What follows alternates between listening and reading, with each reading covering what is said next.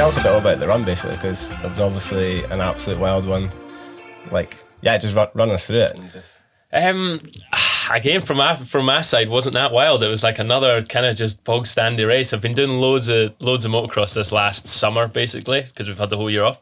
So when I got there and the track was soaking wet, super rutty, they put in loads of fresh sections. I could kind of see below the first like inch or two, it was kind of dry underneath and tacky. So like straight away from track walk, everybody was like, I could see everybody was stressing. And deep down, I was like, I can't wait to ride my bike. And there was nobody else saying that. So from the get-go, I was like, fuck, I think I'm the only one that's excited here. Yeah. And then from like practice one, I was feeling absolutely amazing. Track was forming, running up exactly how I thought it was gonna. And yes, like pretty quickly a few people started coming around and be like, wow, Reece, you're riding real well. And even other riders stopping at the side of the track, which you never normally get because you never want to give an advantage away to anybody. Yeah. So like again, from like, it just kind of snowballed. Like the whole week just got better and better and better. And that kind of really gnarly triple before the motorway. Yeah. I was one of the only guys doing that all week, which was like, when you're the only guy doing something, it's such a mental sport. And that just like straight away like shot me above everybody else. Like watching Loic and Menard and those sort of guys struggle through that was so surreal, I guess. It was just weird. I've never been in that position before. So it was just, it was just a really, kept going and going. Exactly. It just kept snowballing all week. And then it got to qualifying and it just hit a peak where I was sat in the gate, heart rate was so high, I couldn't get it down. I couldn't calm myself down. Forgot all my lines. So as soon as I dropped out the gate, I just got confused, which was really weird. And first section kind of made a couple bubbles, rode tight, and then went through a tunnel, pulled too much front brake on, and nearly like threw the whole weekend away. Like it could have been a massive crash.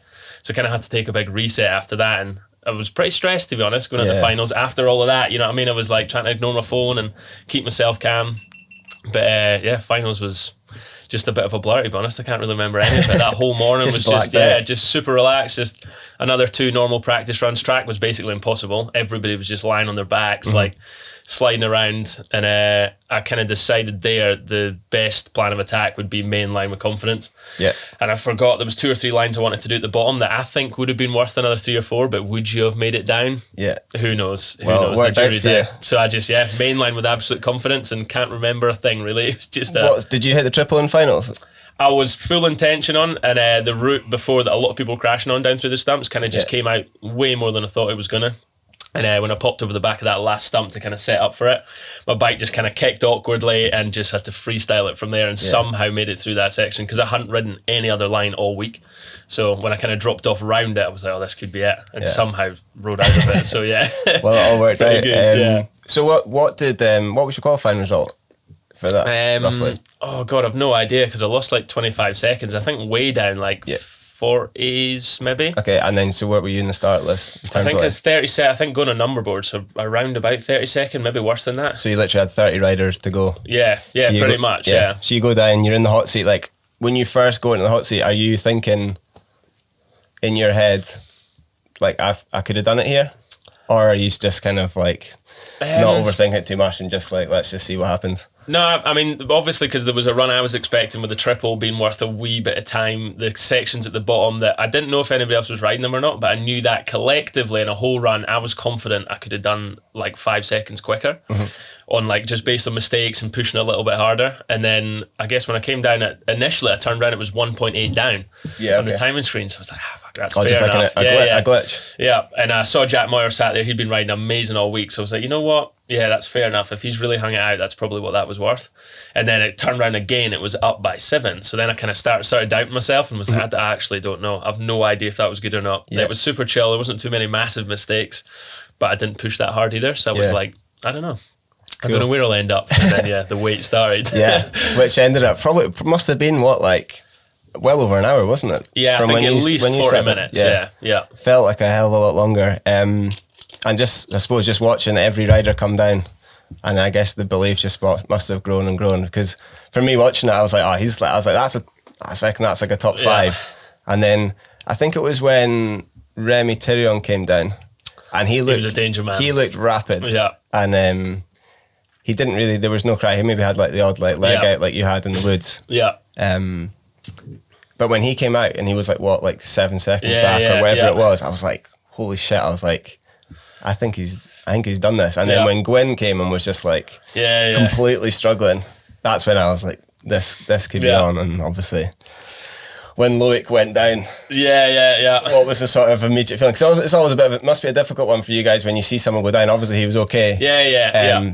But you don't want to necessarily be celebrating when one of your boys like goes down. What was the sort of emotions like running through? Is it disbelief or is it? Yeah, I guess that whole time I was just there was loads of riders. I'd almost picked like 10 riders where I was like, right, it's going to be one of these 10 if it's going to be one of them, or at least 4 or 5 of them. When it came to like Troy, Danny, Loris, Loic, I was like, these guys are all potential. If they all hang out, they can do it. But then I guess with most of them being down before they even got to the woods, kind of again gave me a lot of confidence. I was like, fuck, I think I've got, you know what I mean? I don't think many people will be able to ride that wood as well as I did, just based on like consistency and smoothness. So just watching, I guess, people like Remy coming in, I was like, here we go. That's one of the lines coming in. If he keeps that going all the way, I was like, that could be it.